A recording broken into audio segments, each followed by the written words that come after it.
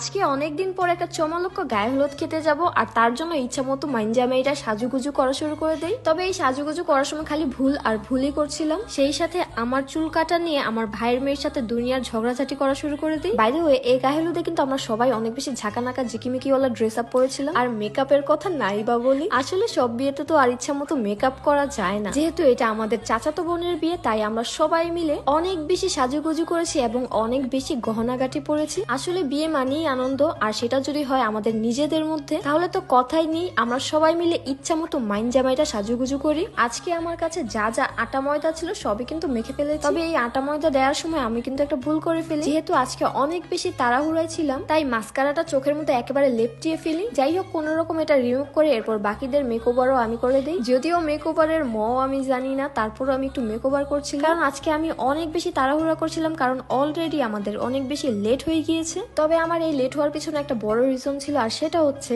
আজকে যেহেতু আমার বোনের বিয়ে, আমার মুখ যদি সাদা লাগে কিন্তু হাত পা যদি কালো লাগে, এটা কি একদমই ভালো লাগবে? তাই আমার বডিটাকে ব্রাইট করার জন্য আমি স্কিন কেয়ার করা শুরু করে দিই। তো এর জন্য সবার আগে কোকো বডি স্ক্রাবটা অ্যাপ্লাই করে নিয়েছি এবং সেই সাথে একটা বডি ক্রিমও দিয়েছি।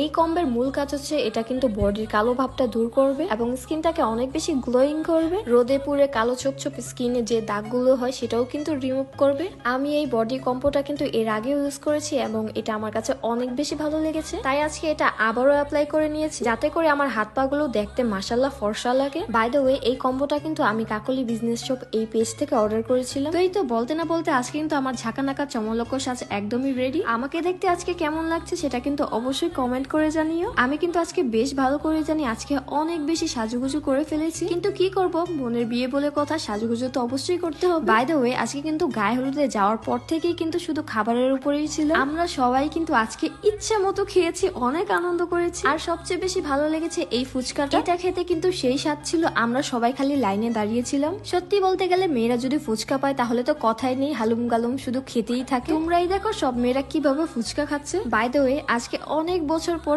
আমার বড় আপুর সাথে দেখা হলো। আপু যেহেতু লন্ডনে থাকে প্রায় কয়েক বছর পর আজকে তার সাথে দেখা হলো। সেই সাথে আমার আরেকটা বড় আপুর সাথে দেখা হলো। এই আপুও কিন্তু সবসময় ইতালিতেই থাকে। মোট কথায় এই গায়ে হলুদ উপলক্ষে সব কাজিনদের সাথে আমার দেখা হয়ে গেল এবং সেই সাথে আমার অনেকগুলো ভালোবাসার ফ্যানদের সাথেও দেখা হয়েছে। তার মাঝে তো এই কিউট ফ্যানটাকে সবচেয়ে বেশি আমার কাছে ভালো লেগেছে।